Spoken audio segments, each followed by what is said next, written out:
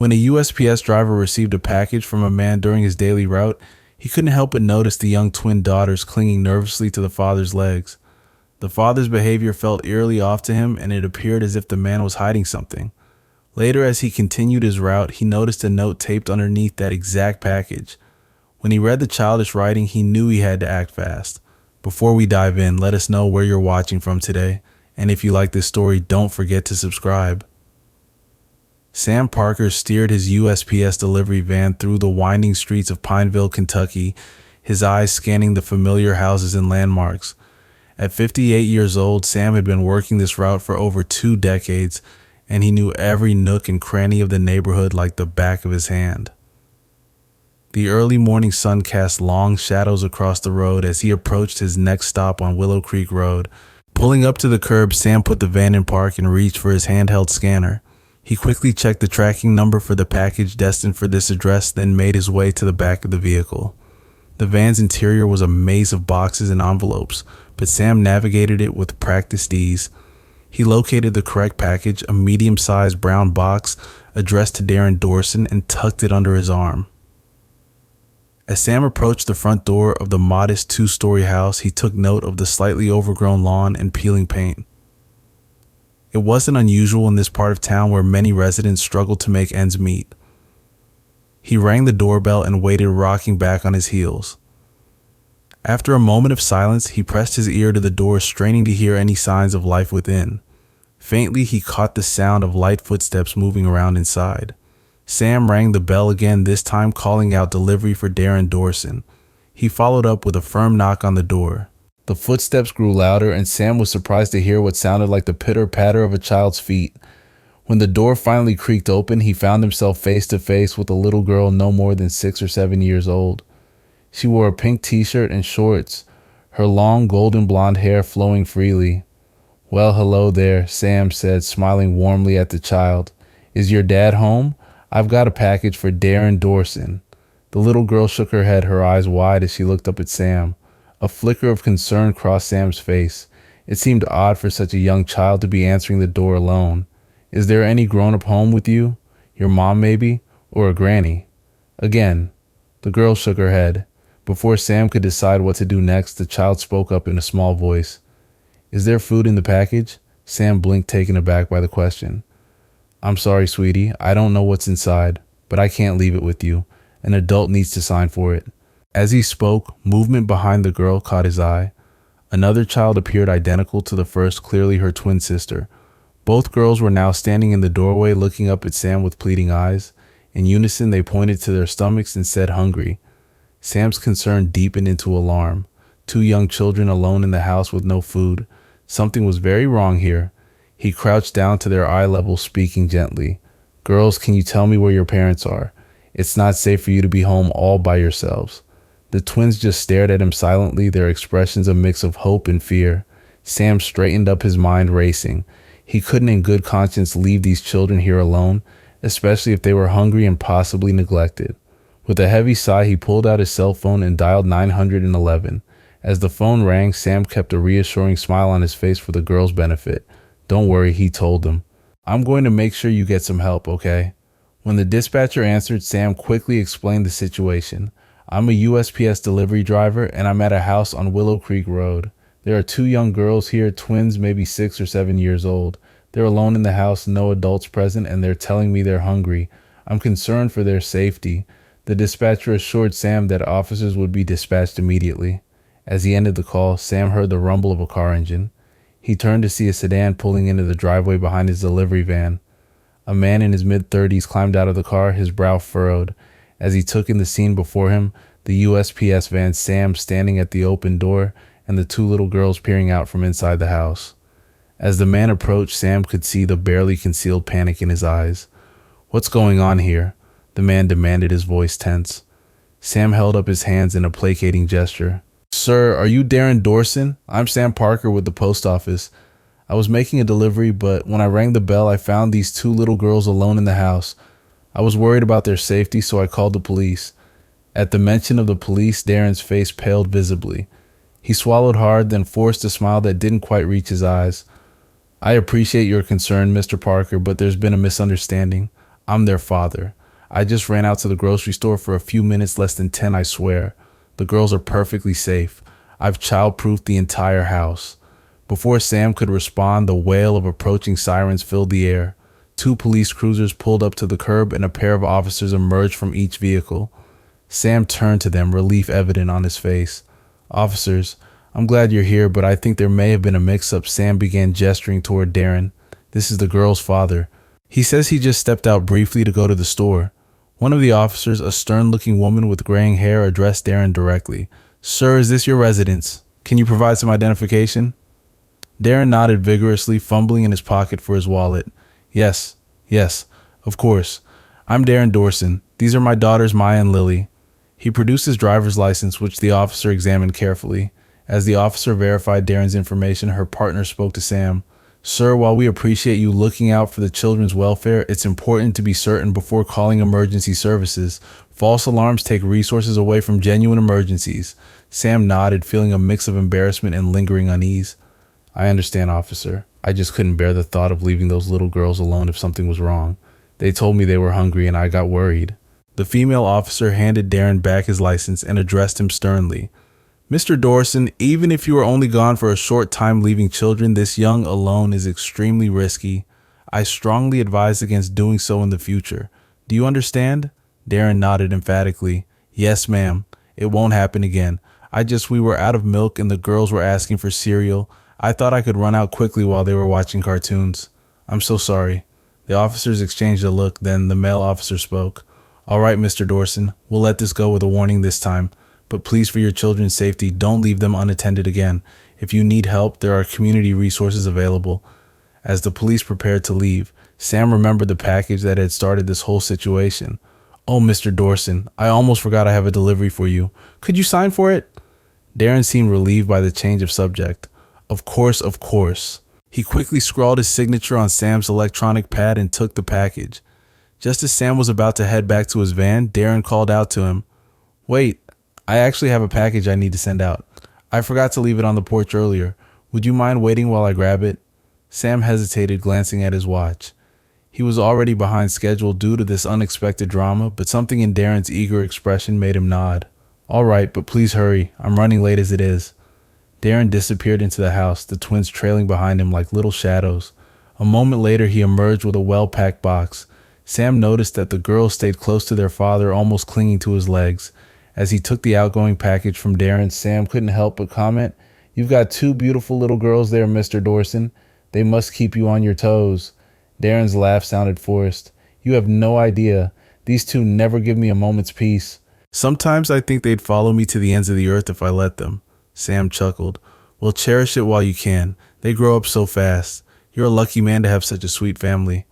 As Sam turned to leave, he couldn't shake the feeling that something still wasn't quite right, but he pushed the thought aside after all the police had checked things out and everything seemed to be in order. He had a route to finish. Before Sam could take more than a few steps toward his van, a nagging thought made him pause and turn back to Darren. The memory of the girls' plaintive voices saying they were hungry tugged at his conscience. "Mr. Dorson," Sam began hesitantly, "I hope you don't mind me saying this, but when I first got here, the girls told me they were hungry. I know times can be tough, especially in this economy. If you're having any difficulties, there are food banks and government assistance programs available. Kids shouldn't have to go hungry, you know." Darren's expression flickered between surprise and something darker before settling into a forced smile. "I appreciate your concern, Mr. Parker, but there's no need to worry. The girls are always hungry no matter how much I feed them. They're at that age, growing like weeds and burning energy every second of the day." Sam's face lit up with understanding. "Oh, I know exactly what you mean. My nephews are the same way. It's like they have hollow legs or something, always asking for snacks no matter how big their last meal was." Darren nodded eagerly, seeming relieved that Sam had accepted his explanation. "Exactly. It's impossible to keep up sometimes." Sam chuckled and shook his head. "Well, I better get back on the road. I'm already behind schedule as it is. You take care now, Mr. Dorson and girls," he called out to Maya and Lily, who were peeking out from behind their father's legs. "You be good for your dad, okay?" The twins nodded solemnly, their eyes wide. Darren ushered them back inside, telling them to wait for him. "I just need to grab the groceries from the car," he explained to Sam as he shut the front door. Sam made his way back to his delivery van, fishing the keys out of his pocket. He placed the package Darren had given him inside before climbing into the driver's seat. Out of habit, he glanced at the rearview mirror, then froze. Darren had indeed gone to his car, but he wasn't unloading bags of groceries. Instead, the man was struggling to carry 2 six-packs of beer towards the house. There was no sign of milk cereal or any other food items. Sam's heart sank as he watched Darren disappear into the house with the alcohol closing the door firmly behind him. He let out a long, heavy sigh and shook his head. The uneasy feeling he'd been trying to ignore came rushing back full force. How could a man lie so easily, Sam muttered to himself, gripping the steering wheel tightly, leaving those little girls alone while he went out for beer. What kind of father does that? The weight of what he'd witnessed settled over Sam like a heavy blanket. He'd seen his fair share of struggling families on his route over the years, but something about this situation felt different, more urgent, more dangerous. As Sam finally put the van in gear and pulled away from the curb, his mind was racing. He couldn't shake the image of those 2 little girls, their eyes big and hopeful when they'd asked about food. Had Darren been telling the truth about them always being hungry, or was there something more sinister going on? Sam found himself driving on autopilot, his thoughts a tangled mess of concern and self-doubt. Should he have pushed harder, asked more questions, or was he overreacting, seeing problems where there were none? After all, the police had been there and hadn't found anything amiss. But then again, they hadn't seen what he'd just witnessed. The familiar streets of Pineville blurred past as Sam grappled with his conscience. He had a job to do, a van full of packages to deliver, but he couldn't focus. The faces of Maya and Lily kept flashing in his mind, their innocent trust in stark contrast to their father's deception. As he navigated to the other neighborhood houses, Sam's internal struggle continued. He went through the motions, scanning packages, obtaining signatures, exchanging pleasantries with customers, but his mind kept drifting back to those twin girls and their troubled father. Pulling into the driveway of a modest, well-kept home, Sam put the van in park and stepped out. He made his way to the back, retrieving a medium-sized package before heading toward the front door. Movement caught his eye. An older woman wearing a floral dress was kneeling in her garden pulling weeds. She looked up as he approached, watching him with sharp, knowing eyes. "Afternoon, Mrs. Weiss," Sam greeted, offering a polite nod. "Afternoon, young man," she said, dusting off her hands on her gardening apron and standing. Her gaze flickered between him and the package. Sam handed her the clipboard and she signed her name with a flourish, barely glancing at it before handing it back. Just as he turned to leave, she took a step closer, her expression shifting from polite indifference to quiet concern. "Sam," she said, lowering her voice, "I saw the police over at the Dawson place earlier. You just came from there, didn't you?" Sam hesitated. "Yeah, I did." Mrs. Weiss folded her arms. "Do you know what happened? I live just a few houses down, as you can see. I think I have a right to know if something's going on." She had a point. Sam exhaled, running a hand through his hair. "When I got there, the guy had left his twin daughters alone in the house. The police showed up, but he claimed he'd only gone out quickly for groceries. They must have believed him because they left after giving him a warning." Mrs. Weiss's brow furrowed. Groceries, Sam's lips pressed into a thin line. "That's what he said. But actually I saw him carrying 2 six-packs of beer. No groceries in sight." The older woman's frown deepened. "I don't know them well. They're not exactly friendly with the neighbors, but I've heard things from time to time, arguments, raised voices. Never anything that made me think to call the police, but I don't know. Something always felt off about that house." Sam nodded, unease creeping into his chest. "Yeah, I thought I was just overthinking it, but now I'm not so sure." The conversation wrapped up with a polite goodbye and Sam returned to his van, though his mind was far from clear. As he continued his route, delivering packages to a few more houses in the neighborhood, his thoughts kept circling back to Darren, the way the man had lied so effortlessly, the way his daughters had looked up at Sam, their eyes filled with something between hunger and sadness. He thought of his nephew, how the little boy would giggle mischievously when pretending to be hungry, eyes twinkling as he pointed at the snack pantry. But Darren's girls, there had been no mischief in their expressions, and children rarely lied, unless they were afraid of something. Maybe he was overthinking. Maybe the heat was making him paranoid. He needed coffee. Sam pulled up to his next stop, but as he retrieved the package from the back of the van, movement caught his eye. The box from Darren Dawson's house had shifted during the drive, flipping over to reveal something Sam hadn't noticed before. Then he saw it. There on the bottom of the package was a crudely written note scrawled in uneven childlike handwriting across the cardboard. "We are girls. Call 911. Sam's blood ran cold. He stared at the message, feeling as though the ground had dropped out from under him. In that moment, all of his earlier misgivings came rushing back with terrifying clarity. "Oh God," he whispered, his hands shaking as he set down the package he'd been about to deliver. "Those poor girls. I knew something wasn't right." Without hesitation, Sam climbed back into the driver's seat and grabbed his phone. His fingers trembled as he dialed 911 for the second time that day. When the dispatcher answered, he spoke urgently. "This is Sam Parker again, the USPS driver who called earlier about the 2 little girls on Willow Creek Road. I need to report an emergency. There's a message on a package from that house asking for help. It says, 'We are girls. Call 911. I think those children are in real danger." The dispatcher's voice was calm but serious. "Mr. Parker, can you tell me exactly what you saw at the house earlier and why you believe the children are in danger?" Now Sam took a deep breath, trying to organize his thoughts. He recounted everything: the girls answering the door alone, their request for food, the father's sudden appearance and explanations, and finally the beer Sam had seen him carrying into the house. And now this message. Sam concluded, his voice tight with worry. "Ma'am, I know I called before and it turned out to be nothing, but I swear to you something is very wrong in that house. Those little girls need help." There was a brief pause before the dispatcher responded. "Mr. Parker, we take all reports of potential child endangerment very seriously. Are you sure this isn't another misunderstanding?" Sam clenched his jaw. "No, I know what I saw. This is different. Someone is asking for help." The operator hesitated before responding. "Can you return to the house? We'll send an officer to check it out."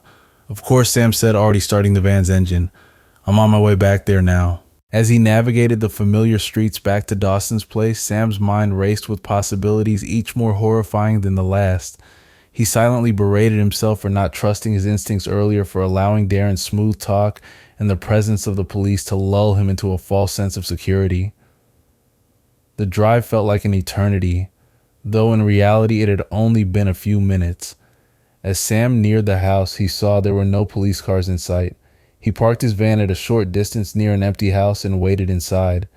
He noticed that Darren's car was now parked in the garage instead of the driveway. The house looked quiet, almost peaceful in the afternoon sun, but Sam knew better now. He knew that behind those walls, 2 little girls were crying out for help. Minutes passed, no sirens, no squad cars. The first time the police had arrived almost immediately. Why was it taking so long now? Had the dispatcher not taken him seriously? Were there no available units nearby? Sam's eyes fixed on the front door of the house. He debated whether to approach to knock and see if the girls would answer again. But what if Darren was the one who came to the door this time? What if confronting him put the girls in even more danger? The minutes ticked by with agonizing slowness. Where were the police? Sam's fingers drummed nervously on the steering wheel as he watched and waited, feeling helpless and frustrated. 15 minutes had almost passed and still no sign of the police. The heat of the afternoon sun pressed down on the quiet street, and Sam wiped the sweat from his brow, frustrated. His fingers hovered over his phone, ready to call 911 again, when a sudden knock on his van's window startled him. He turned sharply, his heart skipping a beat, only to find Mrs. Weiss standing there, peering in with a curious but concerned expression. Sam switched off the engine and stepped out. Mrs. Weiss he greeted, forcing a polite smile despite his tension. "Nice to see you again. Is there something I can help you with?" "I couldn't help but notice you've been parked here for quite a while," Mrs. Weiss said, glancing at his van before meeting his gaze. "Is something wrong?" Sam hesitated before deciding to be upfront. "I'm actually waiting for the police." Mrs. Weiss's eyebrows lifted. Again he sighed, recalling their earlier conversation. Since she already knew about the morning's incident at Darren's house, he decided to show her why he was still here. He reached into the van and pulled out the package, flipping it so she could see the hastily scrawled message, "We are girls. Call 911. Mrs. Weiss gasped, her hand flying to her mouth. The fine hairs on her arm visibly stood on end. "Oh my God, I called 911 almost 15 minutes ago," Sam told her grimly, "and no one's come. I don't think they're taking me seriously." Mrs. Weiss's expression hardened. Then she said decisively, "You know what? My husband is a retired officer and he's home right now. I think he can help. Wait here." She turned and walked briskly back toward her house while Sam leaned against the van, his nerves tingling with impatience. A few moments later, she returned with a tall, broad-shouldered older man with a commanding presence. "This is my husband, Martin Weiss," she said. "He served on the force for over 25 years. Mr. Weiss extended his hand and Sam shook it firmly. "My wife told me what's going on. Let me see the package." Sam handed it over, watching as Mr. Weiss's sharp eyes took in the desperate scrawl. His jaw tightened. "And you called the police when about 15 minutes ago." Mr. Weiss muttered something under his breath and immediately pulled out his phone. Instead of calling 911, he dialed a direct number to the local precinct. His voice was clipped and authoritative. "This is Martin Weiss, retired officer. I served this district for over 2 decades, and I need to know why a welfare call made 15 minutes ago has gone unanswered." His voice grew sharper. "There are 2 children at risk. You need to get a unit here now." From the speaker, Sam heard the dispatcher's immediate shift in tone from dismissive to alarmed. "Understood, sir. Dispatching officers immediately." Mr. Weiss ended the call and gave Sam a firm nod. "They'll be here soon." Together, the 3 of them walked toward the Dawson house, tension thick in the air as they waited. The neighborhood was eerily silent, save for the occasional rustling of leaves in the warm breeze. Then suddenly the front door flew open with a bang. 2 small figures bolted from the house. Sam barely had time to process before the twin girls, Maya and Lily, spotted him. Their pink clothes a bright spot against the weathered siding. Their frightened eyes locked onto his, and without hesitation they sprinted toward him. "Help us." Lily cried out, her voice high and trembling. "Please, Mr. Help." They reached Sam and latched onto his legs, their small bodies shaking with fear and exertion. The force of their desperation nearly knocked him off balance. Sam knelt down, bringing himself to their level. Up close, he could see the redness around their eyes, the way their lower lips quivered as they tried to hold back sobs. "It's okay," Sam said softly, trying to project a calm he didn't feel. "You're safe now. Can you tell me what's wrong?" Before either girl could answer, a figure appeared in the doorway of the house. Darren stood there swaying slightly, his face flushed and his eyes unfocused. Even from a distance, Sam could see the anger twisting his features. "Hey," Darren shouted, his words slightly slurred. "What the hell do you think you're doing? Get away from my kids." Sam instinctively shifted, placing himself between the girls and their father. He could smell the alcohol on Darren's breath even from several feet away. His bloodshot eyes darted between Sam the Weiss and his daughters, his lips curled into a sneer. "Get back inside now." The man stumbled down the front steps, his movements uncoordinated but purposeful.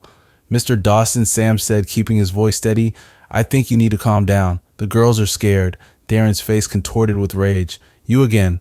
And what are these 2 doing?" He pointed to Mr. and Mrs. Weiss. "What are you people, some kind of creeps hanging around asking questions about my family? Get the hell off my property before I call the cops." Mrs. Weiss bristled. "We're neighbors. We care about these girls." Sam felt the girls pressing closer to him, their small hands gripping the fabric of his uniform. He stood slowly, carefully, making sure to keep the twins behind him. "I already called the police, Mr. Dawson," Sam said. "They're on their way. I think it's best if we all just wait here calmly until they arrive." For a moment, something like fear flashed in Darren's eyes. Then it was gone, replaced by a cold, calculating look that sent a chill down Sam's spine. "You know what Darren said?" His voice suddenly eerily calm. "Fine. Take them. Do whatever you want with them. I'm done with that." Darren turned and stumbled back into the house, slamming the door behind him and locking it. The sound echoed through the quiet street, making the girls jump. Sam let out a shaky breath, his mind reeling from the sudden turn of events. He looked down at Maya and Lily, who were staring up at him with a mixture of hope and uncertainty. "Come on," he said, gently guiding them toward his van. "Let's get you somewhere safe. We'll wait for the police together, okay? They are on their way." But even as he said it, his gut twisted. Why were the police still not here? Mrs. Weiss knelt beside them, offering a warm, reassuring smile. "Hi, sweethearts. My name is Rosa. This is my husband, Martin. We're your neighbors. We'll make sure you're safe.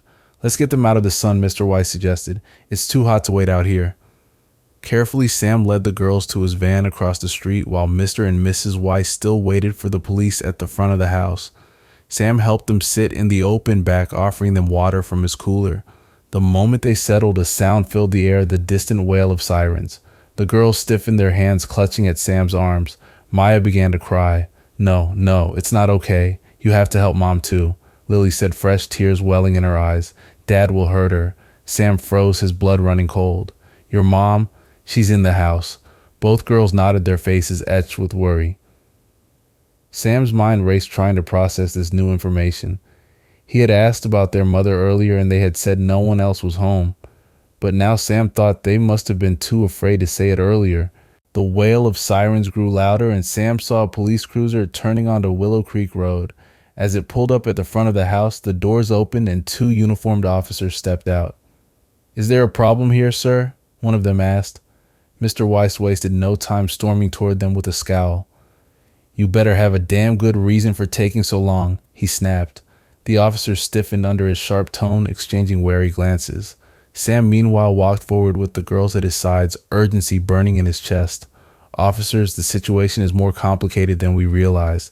The girls are safe here, but they just told me their mom's inside with their father. I'm worried for her safety." Sam said, his voice tight with tension. The girls were terrified. "I think she's in real danger." The older of the two officers, a man with graying hair at his temples, nodded gravely. "We understand, sir." "Can you tell us exactly what happened since you called?" Sam quickly recounted the events, the girls running out of the house, Darren's drunken appearance and hostile behavior, and finally the revelation about their mother. As he spoke, the younger officer knelt down to speak softly with Maya and Lily, who were still huddled in the back of the van. "Girls," the officer said gently, "can you tell me about your mom?"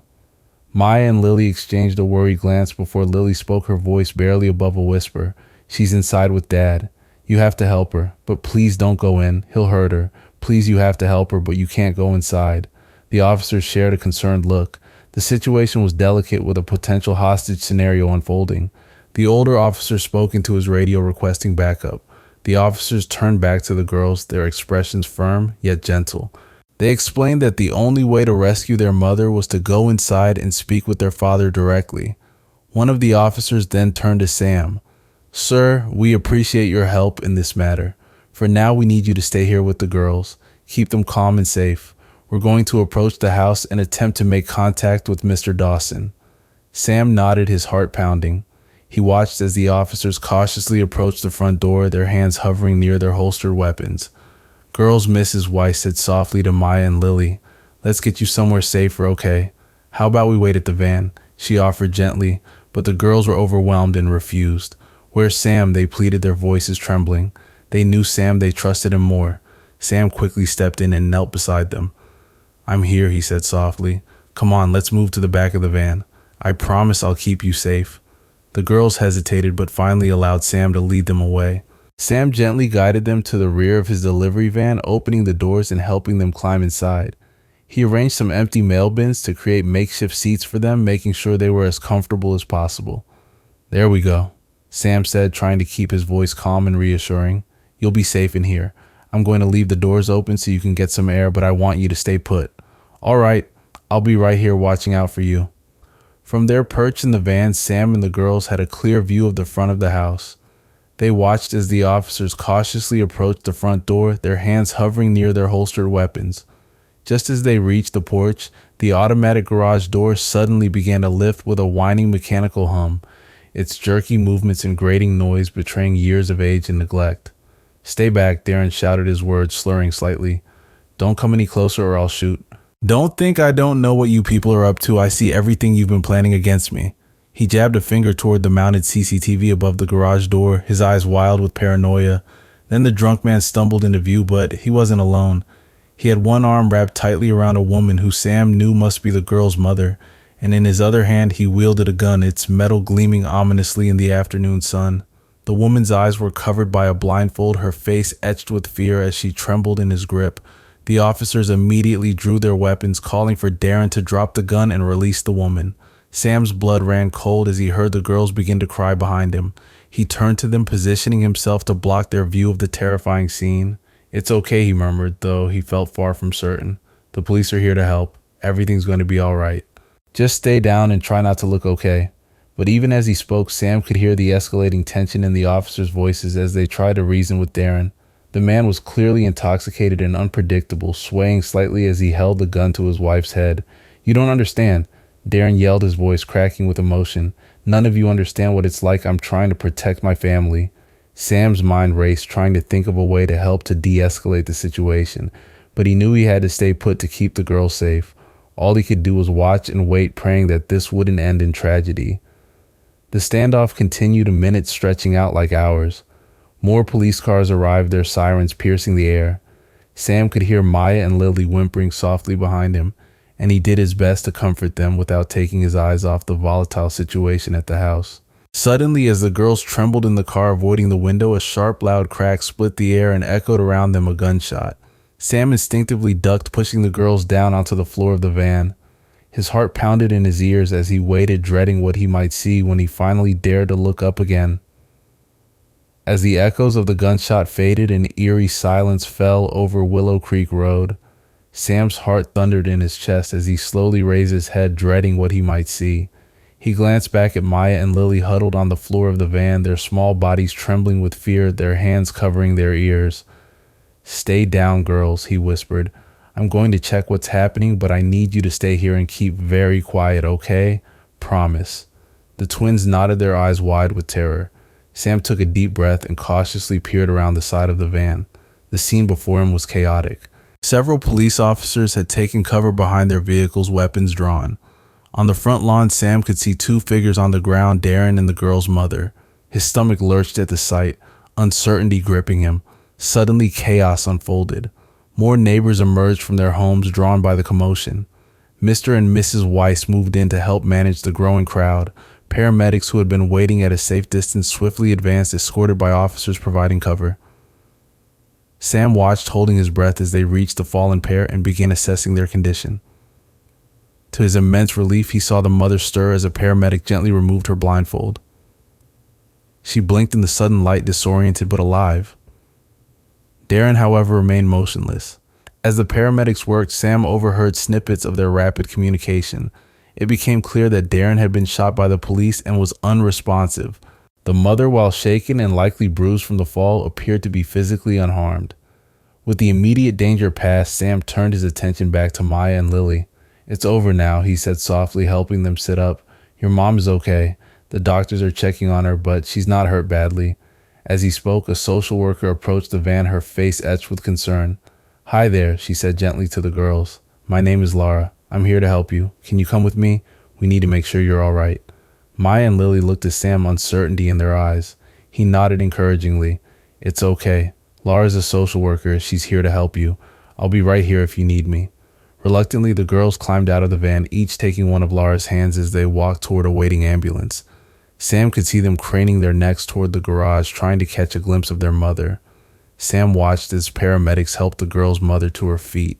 Though shaken and unsteady, she was able to walk with assistance. Maya and Lily broke free from Laura and ran to their mother's side. "Mom," they cried in unison, reaching out to her. "My babies." The woman said, her voice choked with emotion as she embraced them.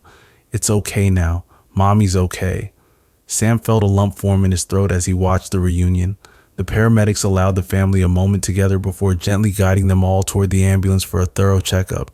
Sam and an officer approached them slowly, his heart swelling at the sight of the family reunited. As they neared the ambulance where the paramedic was tending to Karen's injuries and checking on the girls, Karen looked up at him, her eyes brimming with gratitude. "I haven't introduced myself properly," she said, wincing slightly as the paramedic treated a bruise on her arm. "I'm Karen Dawson. Nice to meet you, Mrs. Dawson. My name is Sam Parker, the USPS delivery man," as Sam said, extending his hand. "Thank you, Mr. Parker," she said, her voice hoarse with emotion. "You saved my daughters. You saved me." Sam nodded, feeling a lump form in his throat. "I'm just glad you're all safe," he managed to say. The officer, who introduced himself as Detective Johnson, approached Sam and Karen, notepad in hand. "Mr. Parker, Mrs. Dawson," he said, "we'd like to take your statement now if that's all right. We can do it here while you receive medical care." Sam told the police everything, how he had found the girls left alone in the house, Darren's lie, and how he'd successfully convinced the first responding officers during his initial emergency call. He also explained the discreet message at the bottom of the package that had led to this moment. Then, in a voice heavy with pain and regret, Karen began to explain their situation. She described how Darren had changed over time, his personality warped by financial stress and alcohol addiction. The poor neighborhood they lived in, the low-paying jobs, the mounting bills, it had all taken its toll. At first, he just drank to forget, Karen said, her eyes distant. But then the drinking took over. He became unpredictable, angry, and controlling. He used to be such a loving father. Her voice trailed off as she glanced at Maya and Lily. But he changed. He began to neglect us and kept me locked in the house. The police officer gently pressed for more information. "Mrs. Dawson, how long has it been since you've been able to leave the house?" Karen's face crumpled at the question. "A few months," she whispered. "At first I was just a stay-at-home mom. But then after the alcohol, Darren, he wouldn't let me leave. He'd get furious if I even mentioned going to the store. I lost touch with all my friends. I had no idea what was happening in the world outside our house. She took a shaky breath before continuing, her voice barely audible. And then about a month ago, he started locking me in the attic. He'd only bring me down when he needed someone to take out his frustrations on. He couldn't bring himself to hurt the girls.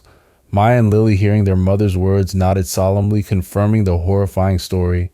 The social worker placed a comforting hand on Karen's shoulder while the police officer jotted down notes, his face a mask of professional composure. As the gravity of Karen's story settled over the group, the family clung to each other. Sam noticed activity around Darren's body.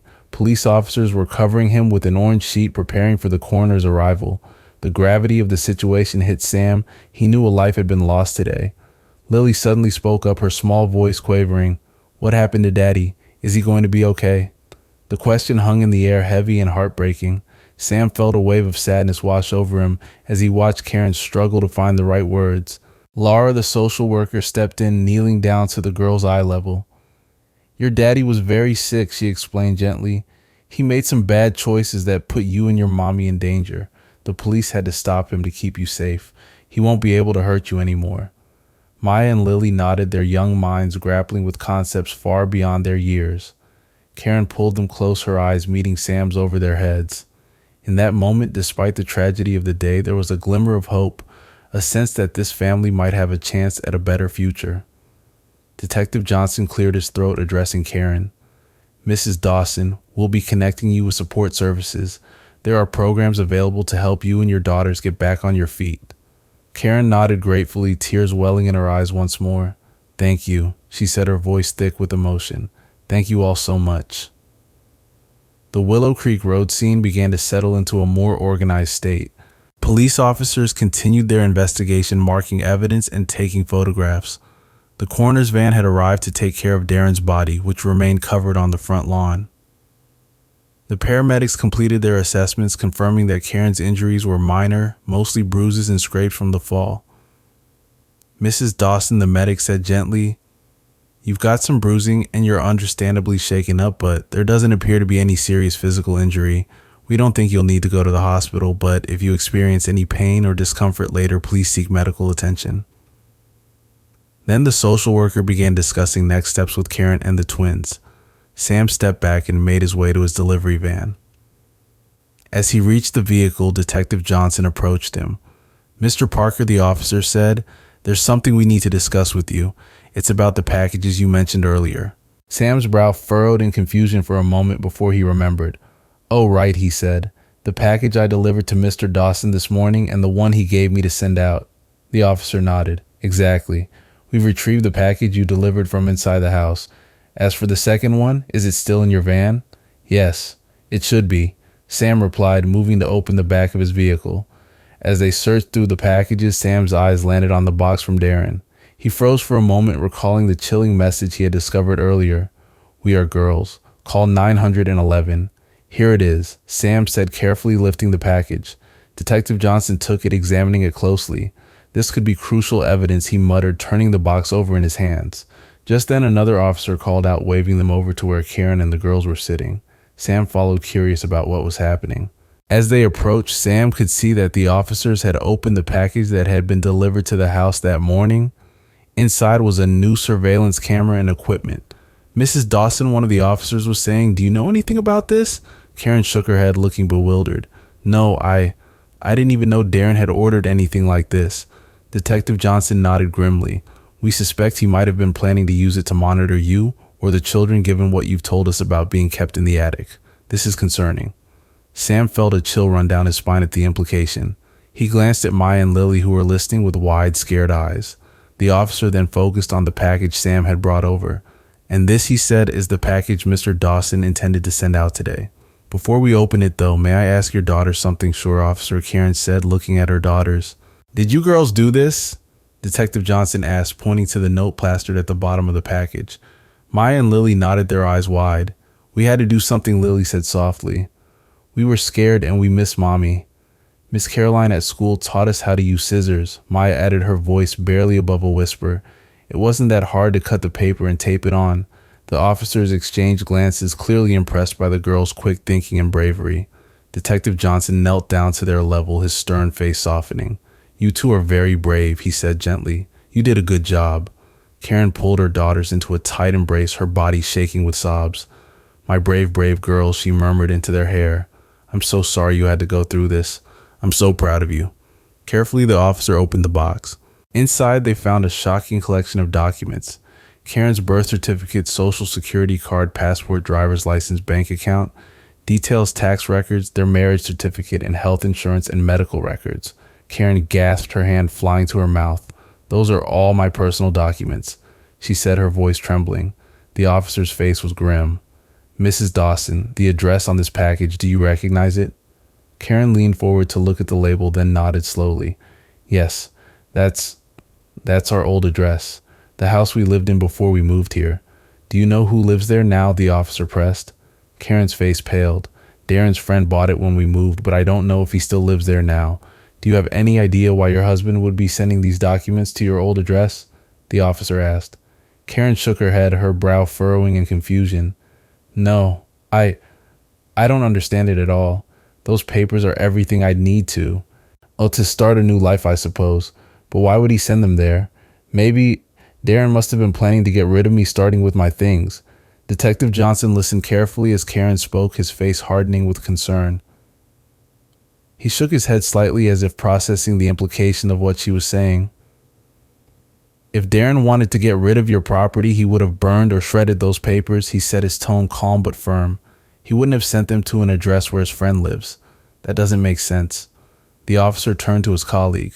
"We're going to need to investigate that address immediately. This could be part of a larger plan. We have no idea what your husband intended to do with these documents, or if he had anyone else helping him as an accomplice. And since he's gone now, we can't really know for sure unless we go there and investigate the place." Karen spoke up, her voice wavering slightly. "Can I follow you?" she asked. "I need to go there. I need to see what's happening at our old house." Detective Johnson, however, shook his head gently. "I'm sorry, Mrs. Dawson, but we can't allow that.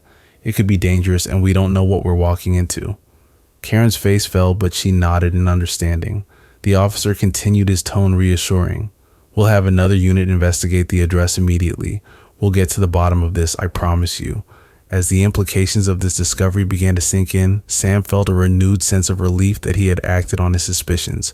The situation had clearly been even more dire than he had initially realized.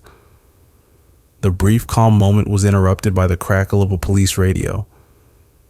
The officer listened intently, then turned to address the group. "The unit we sent to the old address has arrived," he announced. "They're beginning their investigation now." Karen looked up, her face a mix of anticipation and dread. "What do you think they'll find?" she asked, her voice barely above a whisper. The officer shook his head. "I'm not sure, Mrs. Dawson, but whatever it is, we'll handle it. Right now, the most important thing is keeping you and your daughter safe." As the officer spoke, Sam noticed the sky beginning to darken. The long, traumatic day was finally drawing to a close, but he knew that for the Dawson family, this was just the beginning of a long journey toward healing and recovery. The social worker, who had been quietly observing, stepped forward. "Mrs. Dawson," she said gently, "we should start thinking about where you and the girls will stay tonight. We have safe houses available if you need one." As the group began discussing the immediate next steps for the Dawson family, Sam found himself reflecting on the extraordinary events of the day. What had started as a routine delivery had turned into a life-changing experience for everyone involved. He couldn't help but feel a deep sense of gratitude that he had been in the right place at the right time to make a difference. As the twilight deepened over Willow Creek Road, the initial chaos of the day began to settle into a more organized process. Police officers continued their meticulous work cataloging evidence and taking statements.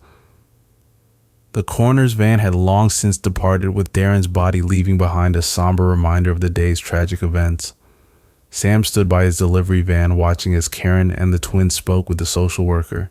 He felt a strange mix of exhaustion and alertness, his mind still processing everything that had transpired. A police officer approached him, a clipboard in hand.